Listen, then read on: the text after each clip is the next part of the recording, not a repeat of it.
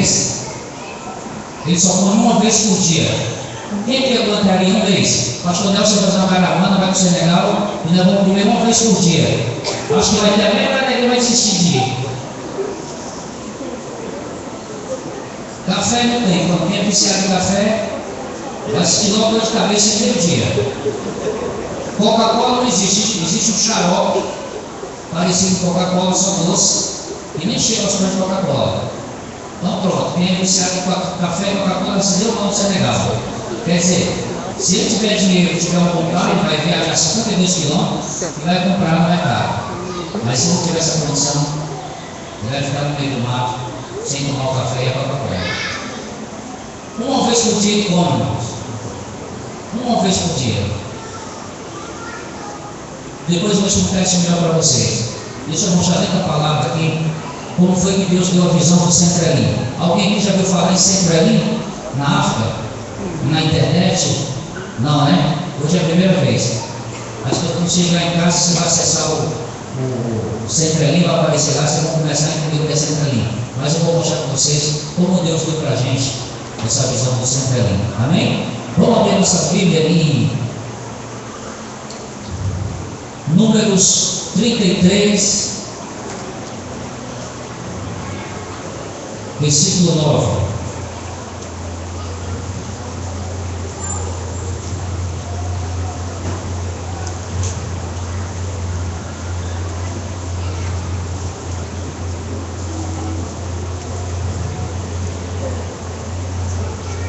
Amém?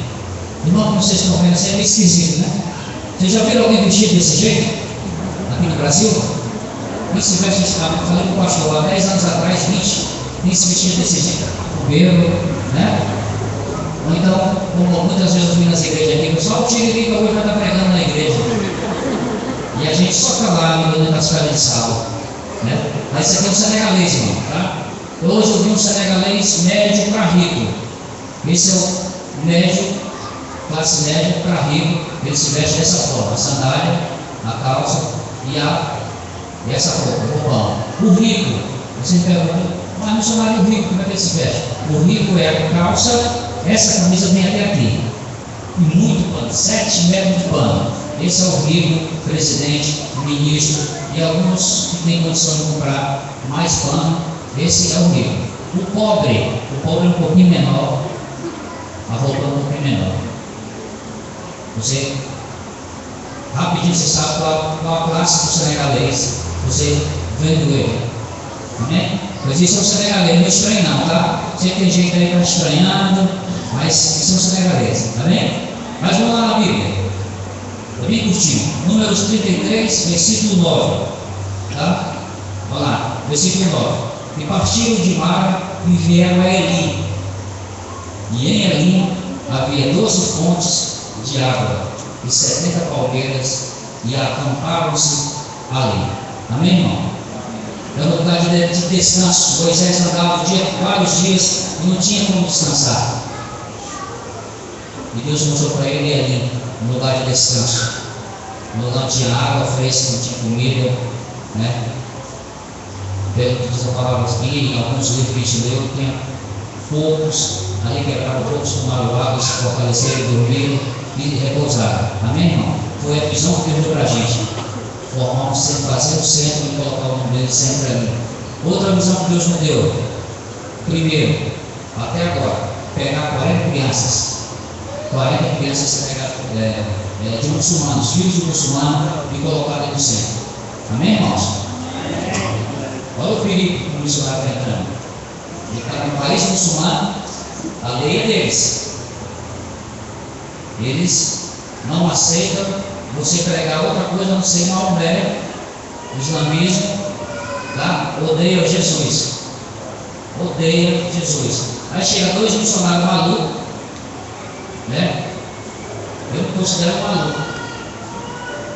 2 vezes, né? Botar lá e por ainda colocar os meus filhos. É como se pegar seus filhos e colocasse no meio de lobos. Meio de lobos. Todos são contra crente. Todos odeiam Jesus.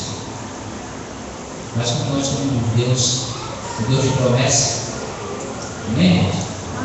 nós estamos lá. E aquele povo precisa da palavra de Deus. Então Deus mostrou para a gente o que é esse projeto. Então é esse projeto, irmão. Se os irmãos, não sei se no vídeo que a Salete vai mostrar, é no meio do nada. No meio do nada. Se sentir vontade de tomar água gelada, não temos. Coca-Cola também, nem pensar. Primeiro eu sou diabético, né? A Salete até que ela é viciada em Coca-Cola. Para ela é mais difícil, mas para mim não, já sou controlado.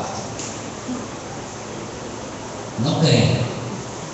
Tem que tomar uma aguinha mesmo, isso é filtrar a água para depois beber. Se não filtrar, a água é amarela, da cor da camisa da irmã.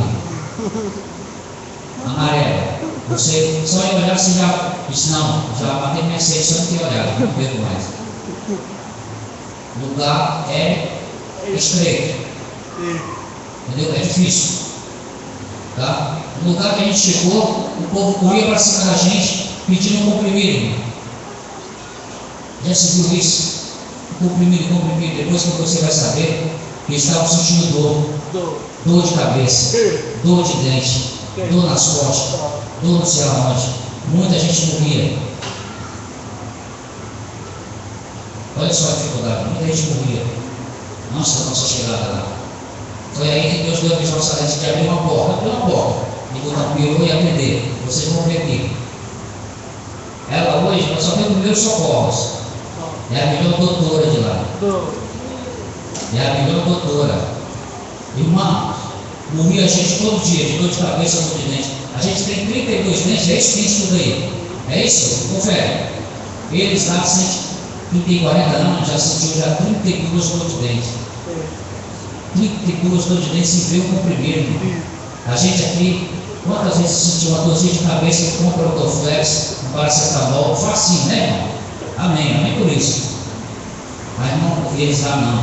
Quantos já morreram? Você conhecer um comprimido? Quantos já morreram antes da gente se conhecer um comprimido?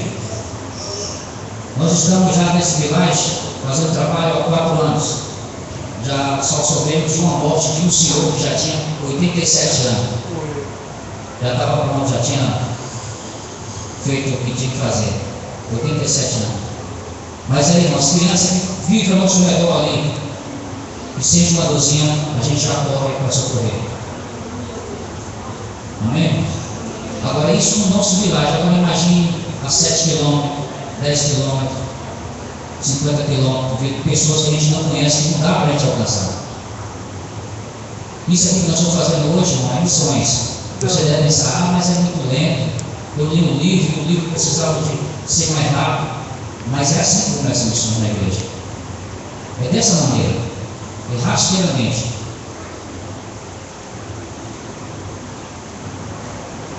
E se a igreja estava querendo um projeto, principalmente da África, agora a igreja tem um projeto onde ela pode conhecer, onde ela pode viajar, onde ela pode viver e saber como é que vive um africano. Não é fácil. Um sol escaldante. Um sol escaldante. Acho que eles moram mais perto do sol que a gente. Então quente. Você tem uma ideia? Eu dou um testemunho aqui logo quando eu cheguei no Senegal. O meu filho gosta de ouvir essa. Quando eu cheguei no Senegal, tive um choque cultural, pastor, muito grande. Sobre as irmãs, muito grande. Irmãs, as nossas mulheres, elas se vestem por completo. Fala das irmãs, né? Não fala da mulher mudando aí fora, não. Mas a mulher crente, ela se veste, certo? Completo, cobre tudo. Agora chega um missionáriozinho cearense. A Salete já tinha 5 anos lá. Então ela já falava colofe, falava francês. Mas ela me deu, você tinha que comprar um pão, 3 horas da tarde, viciada no café. 3 horas da tarde, deu vontade de tomar café com pão. Essa é cearense mesmo, né? Aí pediu para mim comprar o pão, irmão. Eu sei falar francês, sei falar olof. Ela vai dizer para mim assim, ó, não, tu chega lá e pega só 1 quilo de buru. Que é um pão, 1 quilo de buru. Que é olof, certo? Aí eu vou, pego o dinheiro, e vou gravando. Um quilo por um quilo por um quilo por um quilo por um quilo por um quilo por um quilo por um quilo por um quilo. Chegou no meio do meu carro empolado. Mas, irmão, isso aí não foi o problema. O problema foi, pastor, na chegada a 3 metros da padaria, irmãs. Olha só o choque do cearense aqui. 3 metros para chegar na padaria, eu levantei a cabeça. Irmão, quando eu levantei a cabeça, eu tive um choque. 6 mulheres vendendo milho, os bolinhos que eles chamam de venher, elas fazem na hora. Um sol escaldante. Mas, irmão, o que me impressionou, me chocou ali, foi que elas estavam todas às 6, assim, às 6 juntas, com seios de fora. E ela não me avisou que as mais velhas não usam nada por baixo. Irmão, estava ela de um valor tão grande, levantando a saia, com os peitos de fora, a tampa da panela, abanando. Aí o missionáriozinho chega naquele momento ali, vendo aquela imagem. Eu fiquei assim, ó. No lugar dele para frente, comprar o pão, fiz assim, ó. E virei as costas. Cheguei para ela, falava para o pão, ela disse, por quê? Por que você não falou que era daquele jeito? Ela disse, que jeito? Mas cheguei lá, 6 mulheres, tudo nuas, de pernas abertas, com a tampa da panela abanando. Ela disse, não acredito. Ela foi lá comprar o pão e viu. Ela disse, desculpa, não sabia. Aí foi o primeiro choque. Um dos primeiros choques. Isso na primeira cidade. Aí começamos a trabalhar nessa cidade. Antes desse vilagem, começamos a trabalhar nessa cidade. Uma cidade praiana, de pescador. Mas é a maior cidade que eu vi na minha vida onde se faz feitiço. Se pega até criança para fazer sacrifício. Então, eu comecei a trabalhar com futebol. Não sabia falar nem francês nem wolof. E com um mês que estava ali, o líder do clã, a família muçulmana, o líder deles descobriu que tinha uns missionários evangelizando as crianças. Irmão, se você evangelizar as crianças em qualquer lugar do mundo muçulmano, é garantido que você ter no futuro uma nação para Jesus. Por isso que eles impedem a gente de evangelizar as crianças. Eles pedem para a gente evangelizar os velhos. Mas como é que a gente vai evangelizar os velhos se os velhos já são acimentados? Não tem jeito. Entendeu? É só Jesus veio para quebrar a cabeça deles e eles aceitar Jesus. Então tem que começar com a criança. E eles não aceitavam. Só que o nosso trabalho social é que era o carro-chefe, entendeu, pastor? Eu trabalhava no futebol, eles são loucos no futebol, louco brasileiro. A Salete trabalhando com saúde. Tinha sempre um comprimido na mão para dar. Como é que eles iam?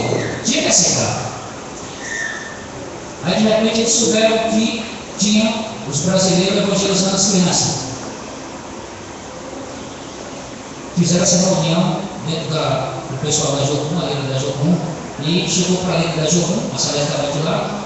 O que você está fazendo aqui? Ela não pensou. Ela disse rapidamente que trabalhei evangelizando as crianças. Tudo que eles não queriam ouvir. Aí o bicho pegou. E eu não estava nessa reunião, já estava na praia dando aula de futebol. Aí, meu irmão, quando veio aquele som de vestido, os líderes vinham para cima de mim e eu senti que era alguma coisa errada. Eu disse, pronto, vão me matar. Como é que eu vou correr daqui? O Ceará está tão longe. Aí eu olhava para trás, irmão, só mar. Eu disse, vou ter que lembrar o meu tempo que eu nadava. Parecia que eu não nadava. Só o mar. Só tem uma saída do mar. Não tinha mais outro caminho.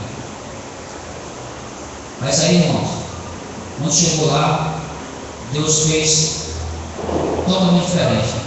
Me colocaram no meio de uma roda, e esse chefe lá deles lá falava que não era para ninguém mexer. Desde que lá na reunião falaram assim, não era mais para vocês evangelizar as crianças com elas. Elas falaram para elas, não evangelizem mais as crianças. Não quero, a gente proíbe. Tá. Aí alguém do contra falou lá na reunião, falou assim, o rapaz de futebol. Eu disse, não, o rapaz de futebol deixa. Mas esse tempo foram falar comigo. Quando foram falar comigo, Até que eles fizessem uma união, o Nicodemo vai colocar a veja. Eles pronto, estou morto. Vão acabar comigo agora. Não tem nem que correr para cá é mal. Chegar no meio do lado eu morro de cansado, tanto nadar. E aqui eu vou para cima dele, vamos matar. Mas não, Deus usou aquele jogo, Deus usou a jumenta, que ele pode usar o homem. Ali naquela reunião ali, aí deu para entender que ele falou que não era para ninguém tocar em mim. Amém, irmãos? Você fala, vamos glória ao Senhor Jesus. Aí você pergunta, mas por que não? Por que não pode tocar nele? Porque ele atravessou o Oceano Atlântico, é brasileiro, ele poderia muito bem ir para outros países, Nigéria, Gana, mas não, parou no Senegal. E está aqui dando aula de graça. Não quero que ninguém toque nele. Pastor, a partir dali as portas se abriram. Amém, irmãos?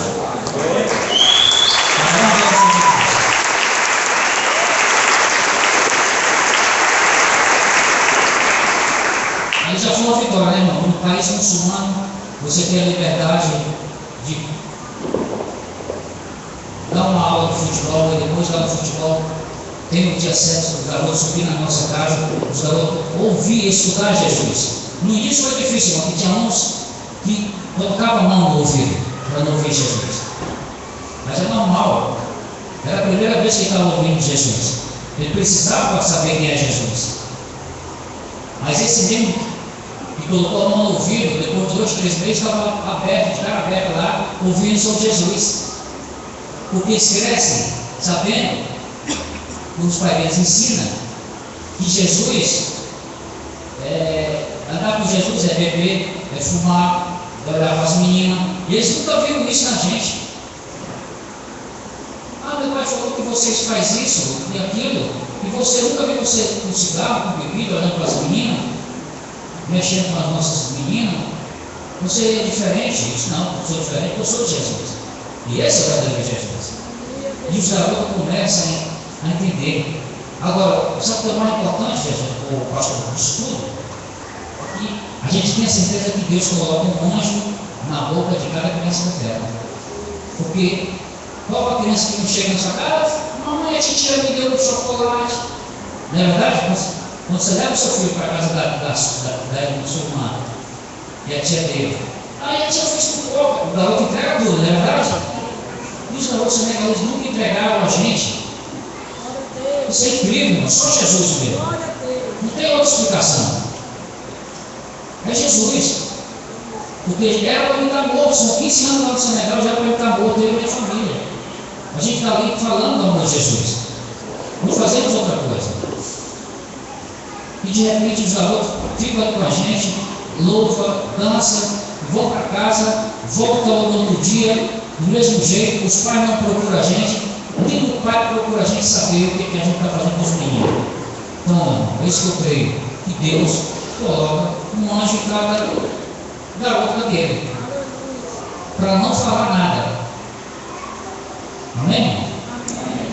Porque se tivesse falado, abrir a boca alguma coisa, ó pai, lá ele fala que Jesus é bom, fala tudo o contrário que o senhor falou, pai. Lá Jesus é maravilhoso, pai, morreu na cruz. E outra coisa, Jesus para eles não está na cruz, não foi botado na cruz, não. Para eles, Jesus, no momento lá de colocar na cruz, tiraram Jesus e colocaram Judas. O Judas é pecado. O muçulmano pensa que na cruz quem foi colocado foi Jesus, foi Judas. Na verdade, não é essa, não. Ele distorce. Mas Deus é tremendo, Deus é fiel. Amém, irmãos? Deus é um Deus de promessa. Se você está esperando a promessa de Deus, ela vai vir. Segura que ela vai vir. Porque aquele povo lá que não tinha esperança nenhuma, o senegalês, o africano, ele não tem esperança nenhuma de vida. A esperança dele é o branco que chega. A esperança dele é o branco, é o missionário. Porque ele sabe que ele vai andar, se ele andar missionário, ele vai crescer. Se ele vai trabalhar com missionário, ele vai ter o dinheiro dele, entendeu? E ele vai conhecer Jesus. Está certo que se um muçulmano aceitar Jesus, se ele for de menor, junto o pai dele, os tios dele, primos, os maiores, e mata ele. Mata ele. Mata. A gente tem um testemunho de um garoto da escola de futebol, começou comigo. A intenção era que ele aceitasse ele aceitou Jesus. Mas teve um problema. O pai dele tirou ele fora de casa. Menos mal, né? Tirou ele fora de casa e levou para muito longe da gente. Mas muito longe mesmo. No fim do Senegal. Chama-se Tafs. Ele tinha 12 anos. O Nelson Mestre o Pastor Paixão gravou o testemunho dele na nossa casa. O garoto fez um jornal que falou e a gente traduziu. O garoto aceitou Jesus. Amém? Só que aí, o pai dele, como é que vai fazer com o pai dele? O pai dele é o imã, é isso mesmo, imã, né? Era o imã da mesquita. Ele que dava o grito lá para poder o pessoal acordar para orar. Cara altamente muçulmano, pai dele. Quando desconfiou que o menino estava diferente em casa, disse: não, você vai embora. Levou o menino para fora. Agora, quando a gente estava para vir, 2 meses antes da gente vir, o Tafos apareceu. Para a honra e glória ao Senhor Jesus, ele falou: eu ainda tenho o mesmo Jesus que você tem mostrado. Amém, irmãos?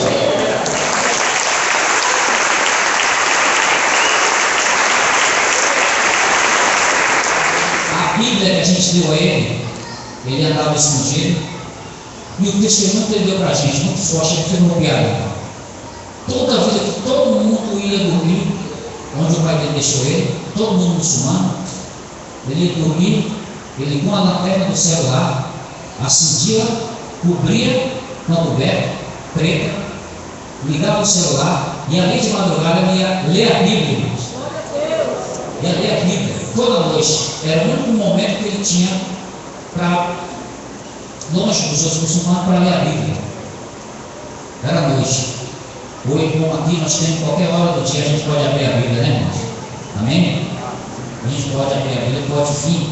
É tão maravilhoso. O irmão vinha com a gente ali, passou por vários crentes andando com a Bíblia. Coisa que lá no Senegal não pode. Eles têm uma raiva tão grande desse livro preto. Se for azul, ele nem diz nada. Eu não sei por quê, porque acho que quando o Alberto, quando for falar para ele, cuidado com o livro preto. Cuidado com aquele livro preto. E esse livro, eles têm medo. Se a Bíblia for azul, ele nem se toca. Então, inclusive, que, acho que vocês vão ver no vídeo aí, eu mandei fazer umas Bíblias, a gente ganhou, a gente comprou umas Bíblias azul. Aí pronto. Aí foi de Deus, irmão. Me senti no céu. Aí eu podia evangelizar. Eu sou presidente do Atlético de Senegal. Pego os crentes, andam comigo, vamos jogar e vamos evangelizar nos lugares. A gente leva as Bíblias. Alguns, 90%, irmão, a gente leva a pancada. Aí não tem pancada. O muçulmano pega a Bíblia e rasga na sua frente. Mas aí tudo bem, já acostumamos. Amém? Mas aí, irmão, o que fortalece a gente é aquela equipe toda muçulmana que aceita a Bíblia e fica brigando um com o outro para ter Bíblia também, nos reserva. Chama, vocês vão ver aqui um time todo de azul. Lembra? O time todo de azul vai estar com as Bíblias azul. Irmãos, nesse dia, não esqueço mais nunca. Eles correram em casa e foram avisar o pai que estava dando Bíblia. Eles correram lá para avisar o pai para matar a gente. Aí lá vem eles, faz tudo pedindo Bíblia, pastor. O vilagem todo pedindo Bíblia. Foi o mover de Deus, irmão, ali. Até verdade, e você tem uma ideia, que esse vilagem está pedindo na igreja para a gente. Amém, irmãos? Olha como Jesus é maravilhoso.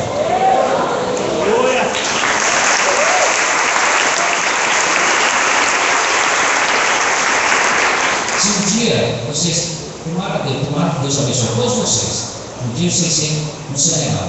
Amém? Se for no Senegal, você me pergunta: cadê o vilagem aqui? O vilagem até hoje não tocou nesse assunto desse vilagem, porque o vilagem está pedindo na igreja. O irmão muçulmano pedindo na igreja evangélica. É o fim do tempo mesmo. Jesus está voltando.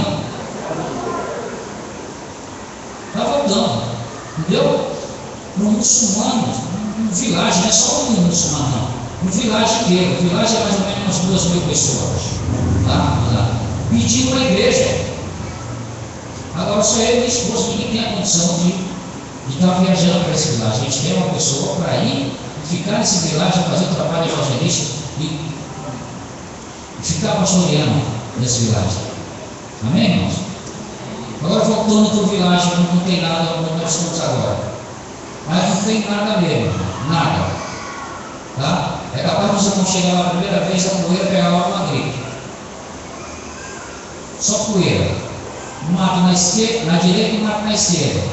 Tá? As crianças quando vão para a escola, os garotos de 15 anos, 16 anos, aqui as nossas escolas é uma benção, né, irmão? Tem lanche, tem lanche, não tem? Tem uma merendazinha, né? Eu me lembro até rapadura com pão comigo quando eu estudava por aqui. Pois lá não tem isso não, irmão.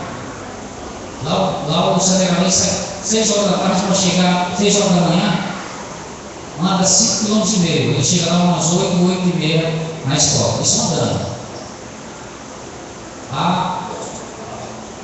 A escola é o seguinte, entra 8h30, sai 5 horas da tarde.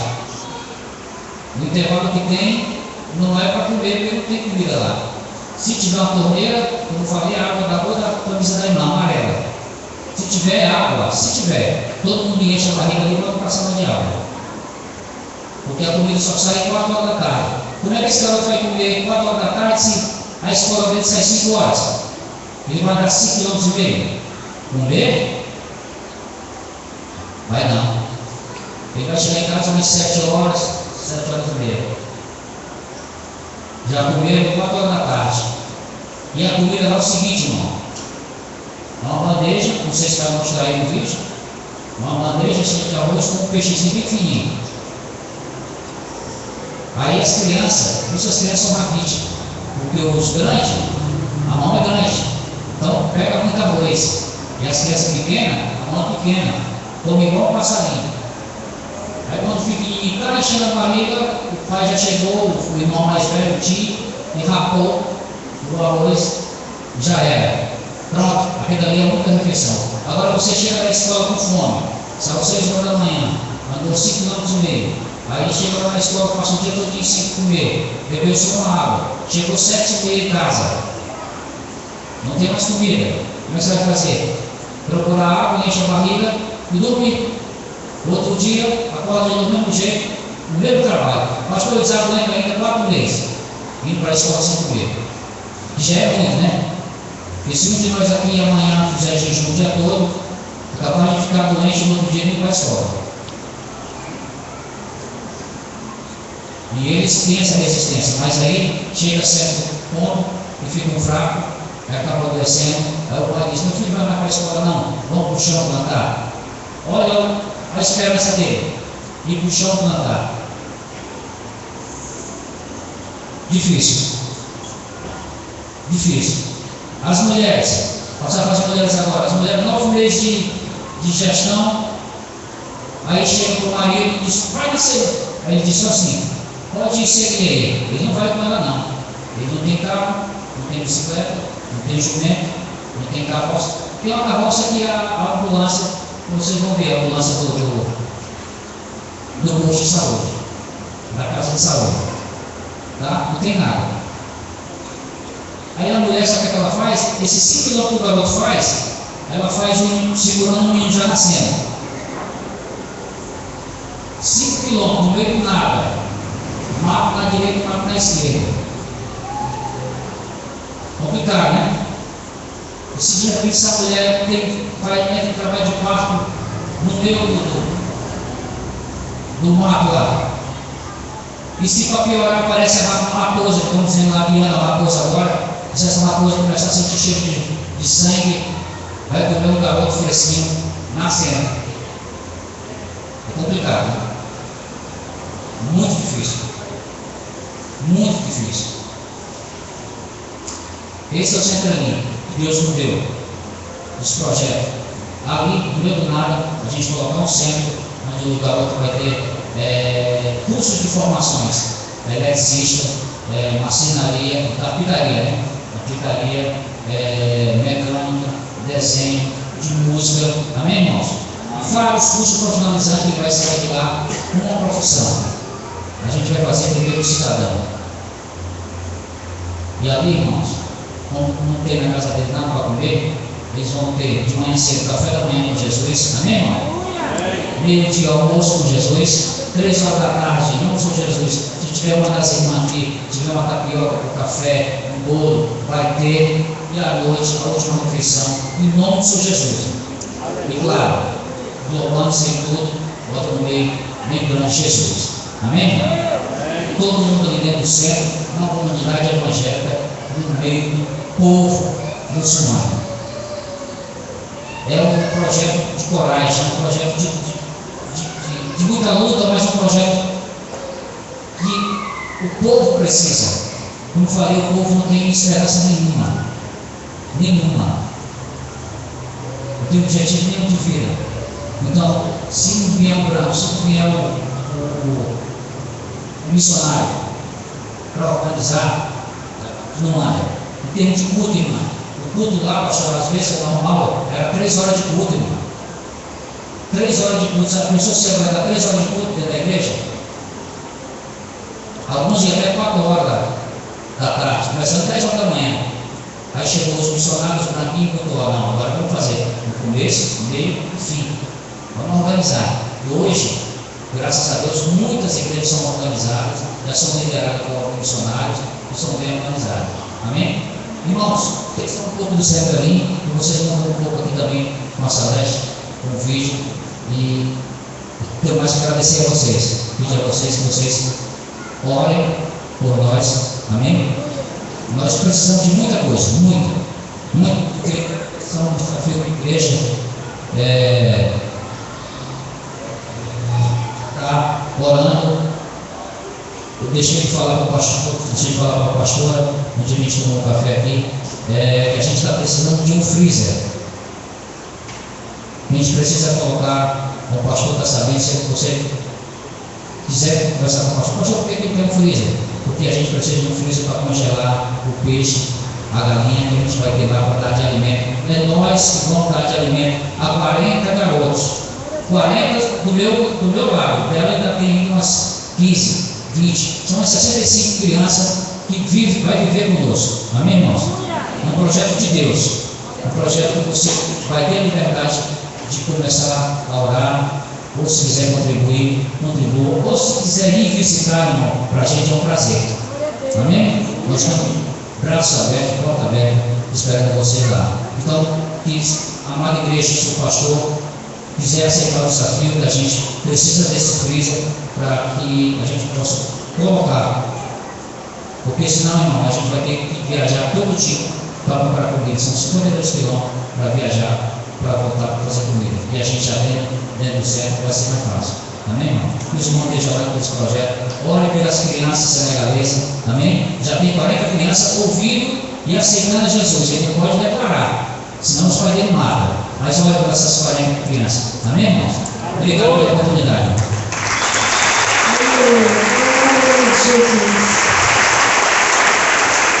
Espíritos, a paz do Senhor Jesus seja com todos e com cada um, em especial nesta noite.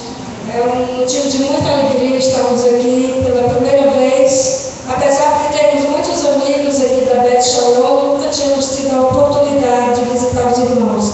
E aprove ao Senhor que hoje é nosso dia, o dia de estarmos compartilhando esse grande desafio que Deus colocou no nosso coração, que é trabalhar por uma geração que conheça o Senhor. E eu conversava com o pastor Nídio, presidente da Secretaria Nacional de Missões, e eu dizia para ele, irmão, qual é a sua intenção com esse centro de formação e essas 40 crianças? Eu disse, pastor, a minha intenção é de salvar 40 crianças nessa geração, para que um dia a realidade do Senegal possa mudar através dessas crianças. Quantos creem que Deus pode usar essas crianças que conhecerão o nome do Senhor? Então esse é o nosso desejo, o nosso objetivo, de salvar uma geração, pelo menos, do islamismo, a fim de que conheçam, temam e ensinem o caminho do Senhor aos seus próprios filhos na geração seguinte. Então nós temos um pequeno vídeo, eu sei que o horário está um pouco apertado,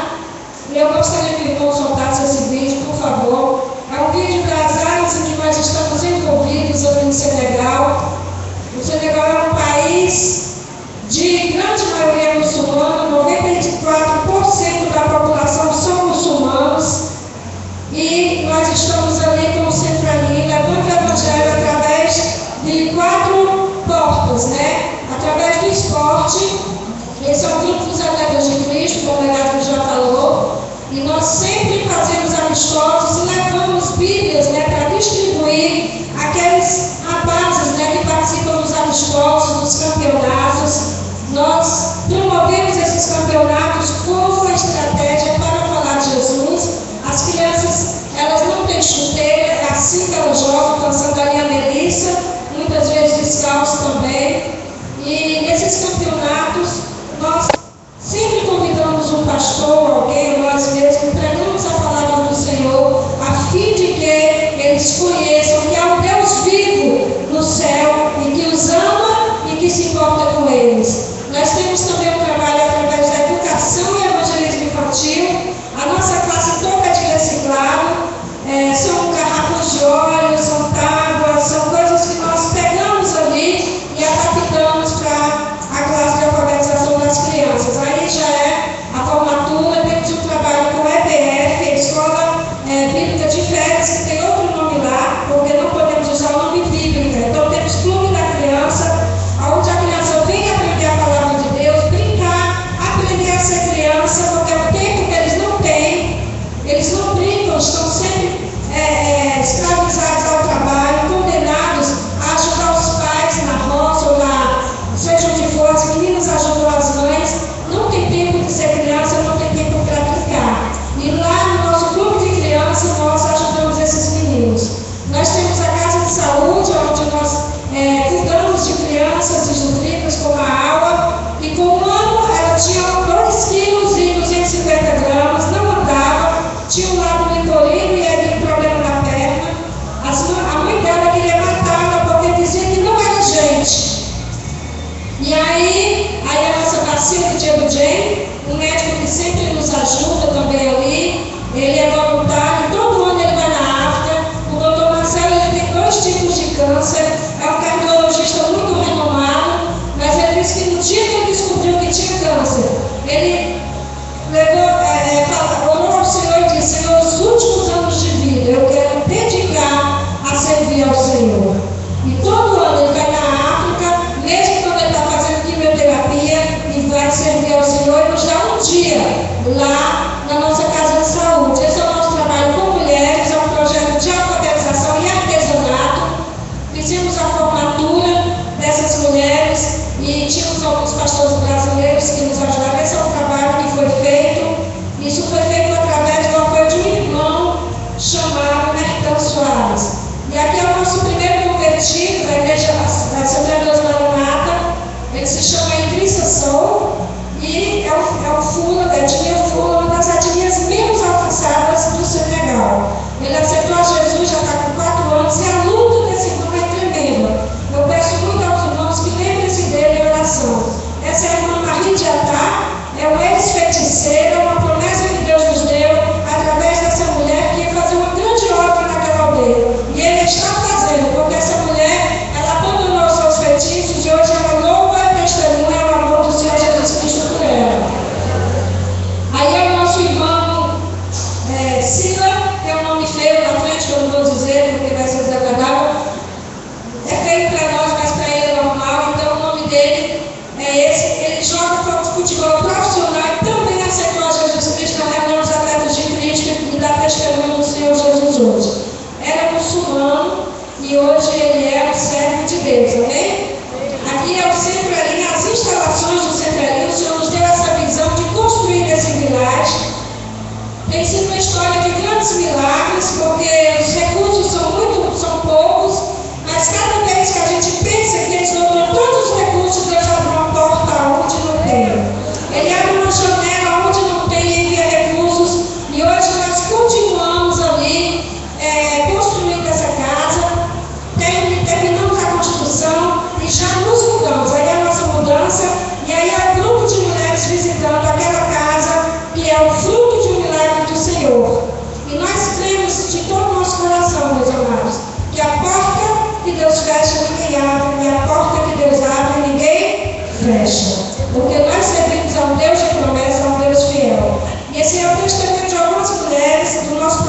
de educação. Elas estão falando bem conosco, sendo traduzido em francês, e eu legendei para ajudar os irmãos a entender o que ela está dizendo.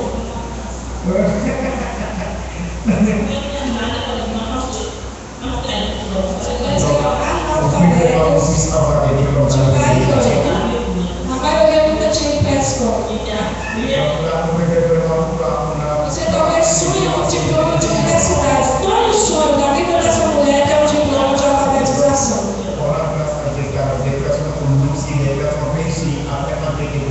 Ela diz: se pessoas como nós, vocês conseguem colocar alguma coisa na nossa cabeça aí, que é uma coisa muito boa.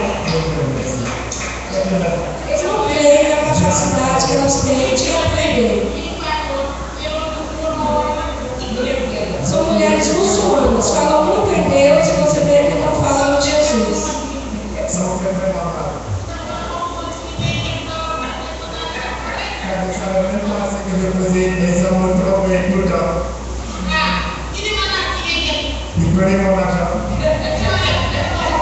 As pessoas encontraram ela, que é uma pequena banquinha onde ela vende coisinhas para ajudar o orçamento da família. E as pessoas reclamavam do doutor, diziam que não estavam aprendendo, iam cobrar dívidas que ela não sabia se tinha ou não.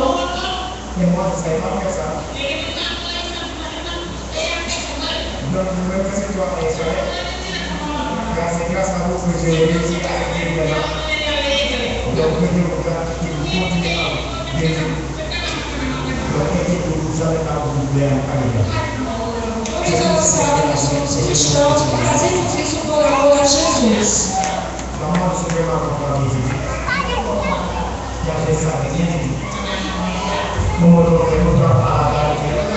Essa ela pediu óculos exclusivos numa garagem, ou seja, uma pequena rodoviária que tem na cidade esquerda. E sempre a enganava com o troco, porque ela não sabia reconhecer o dinheiro. Não sabia somar, diminuir, não sabia nada disso.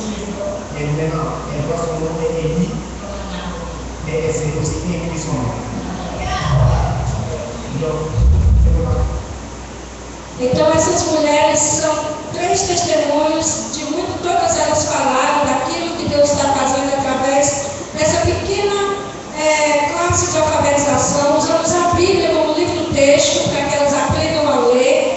E o Senhor tem falado com essas mulheres. Elas têm dito que muitas vezes chegam mais cedo para termos oportunidade de falar de Jesus. E elas dizem assim: Essa, eu creio em Jesus.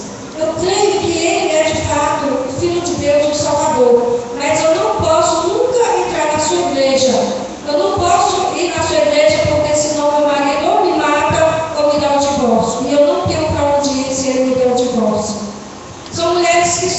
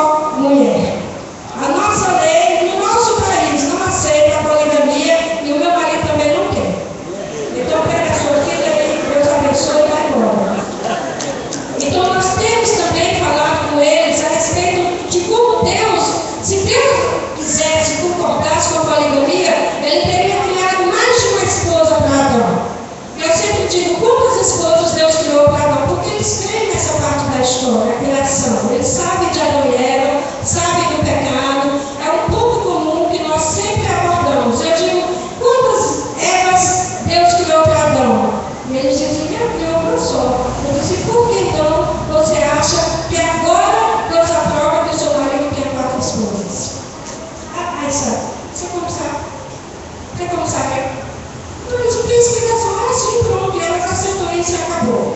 Então nós precisamos orar, meus amados, porque a batalha é contínua, nós temos grandes desafios, corremos riscos o tempo todo, como ovelhas somos levados ao matadouro todos os dias, os nossos filhos correm riscos, são criados numa terceira cultura, são os filhos da terceira cultura, porque são brasileiros, convivem conosco como brasileiros na nossa residência, falamos português com eles, quando vão para a escola, um fala francês, o outro aprende inglês, e quando sai na rua, todo mundo fala off. Então é um laboratório, é uma confusão na cabeça dos meus filhos, mas nós louvamos a Deus, porque o Senhor nos deu filhos para a bênção e não para a maldição. E eles estão lá conosco. E eu creio, irmãos, que filhos nunca vai ser um impedimento para a obra de Deus. Não vai, porque é bênção e herança do Senhor. E os nossos filhos estão ali e estão felizes de estar no Brasil, estão contentes, estão aproveitando, mas quando chega a hora de ir embora, eles vão com a mesma alegria no coração, triste por deixar a família, né, as coisas boas que temos no Brasil, mas quando chegam lá, é como se nunca tivessem saído do Senegal. E o nosso espírito é o mesmo, o nosso sentimento é o mesmo. A Elizabeth, sempre que ela ora, seja para dormir, para comer, ela diz: Senhor, e abençoa o Senegal, porque eu estou com muita saudade do Senegal. E ela é muito sincera na sua oração, e o Senhor tem respondido e tem abençoado, tem guardado aquela nação. Nós temos alguns pontos de oração, irmãos.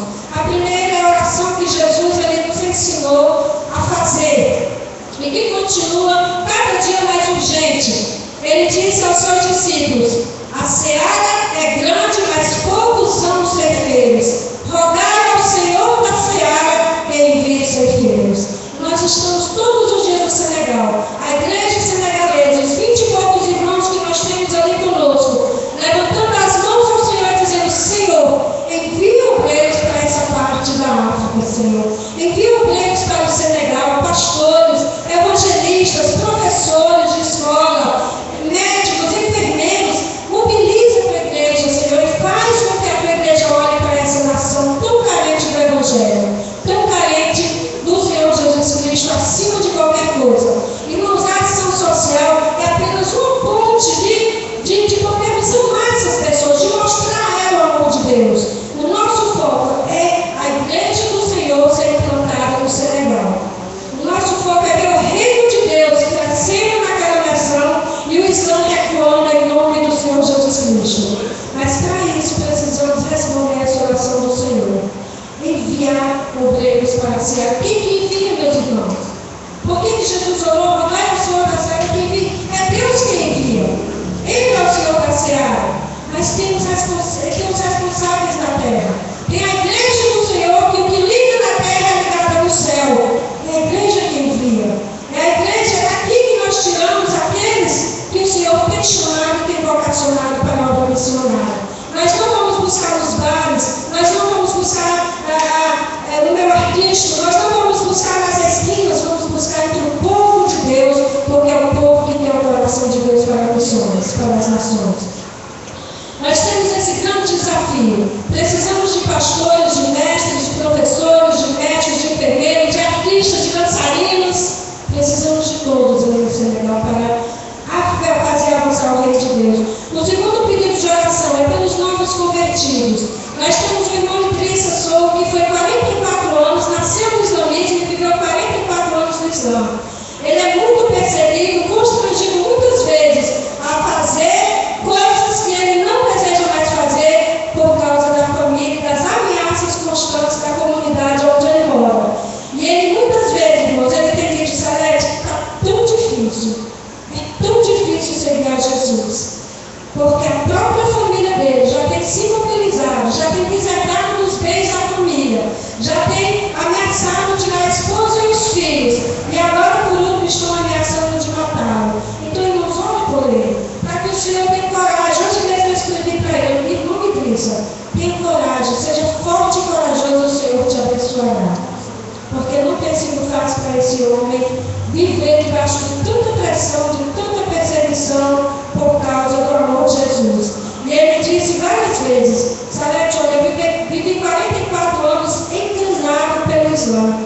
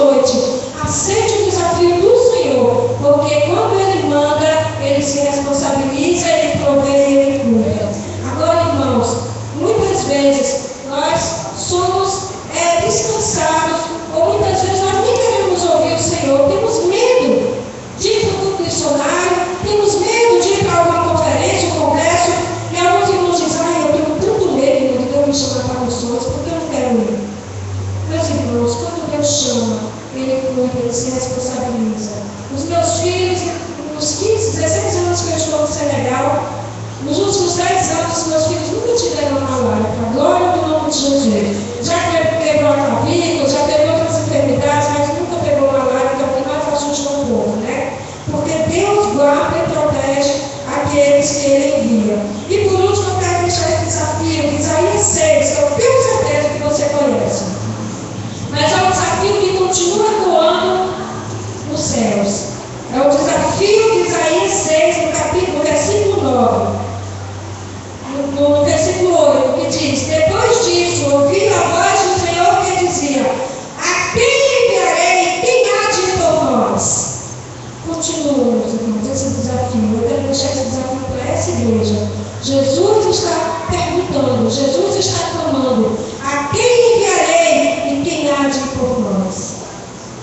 Talvez você vai dizer: Senhor, eu não, eu ainda vou casar. Talvez você vai dizer: eu estou terminando a minha faculdade, eu tenho a minha família, eu tenho os meus filhos.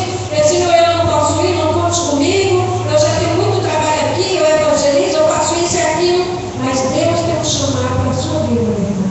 E se o Senhor te chamou, responda.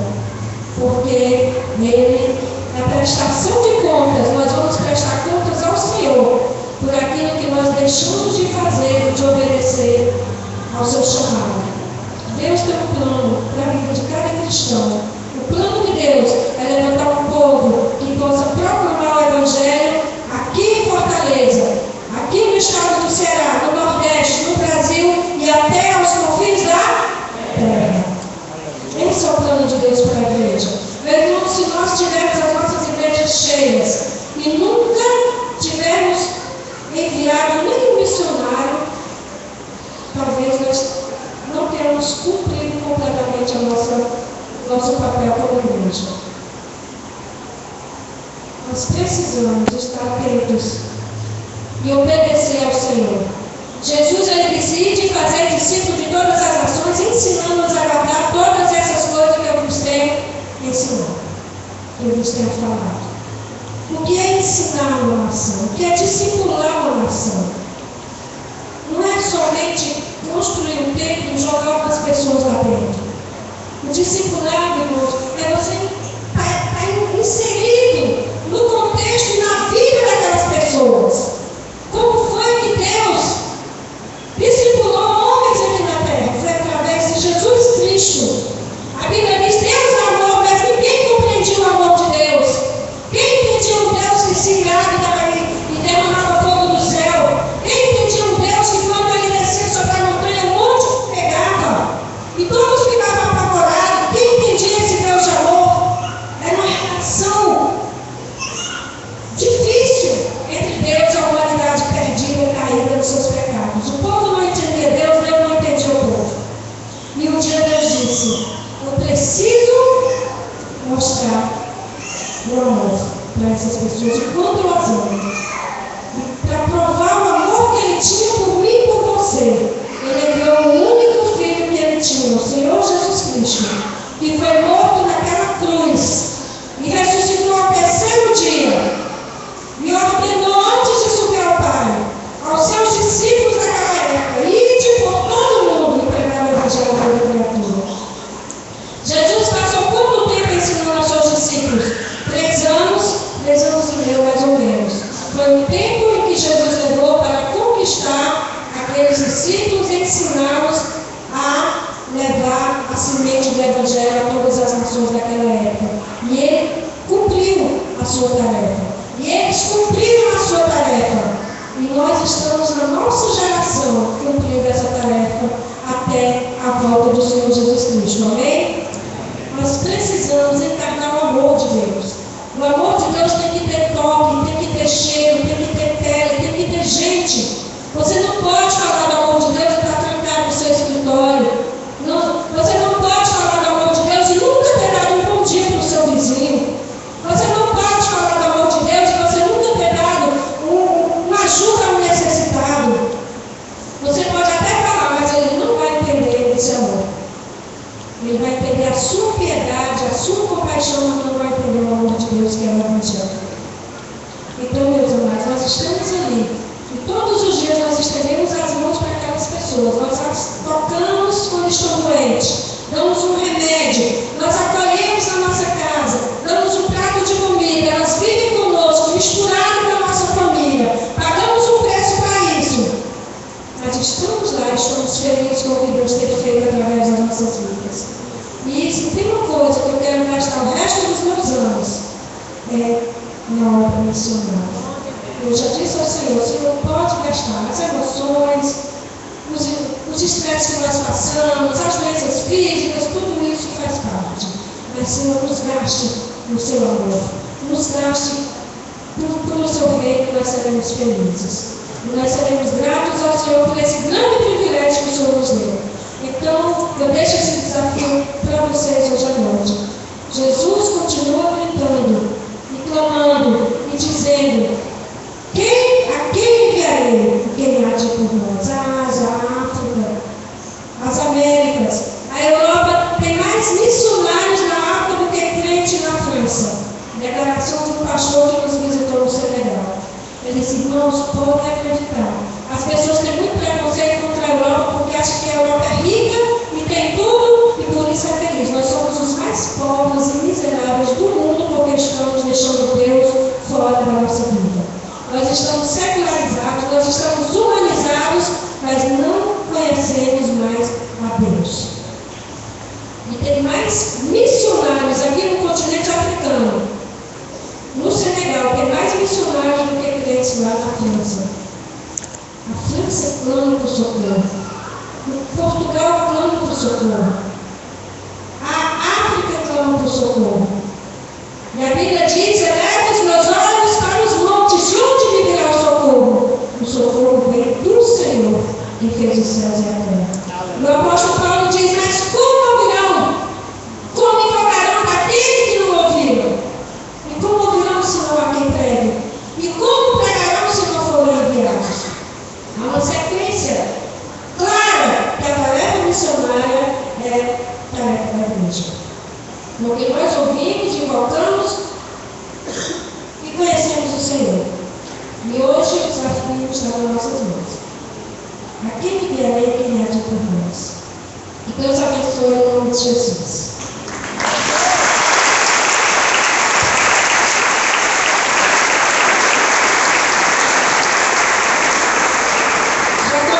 Pastor Nelson, a pastora, a irmã Sônia, para nos visitar no Senegal. Já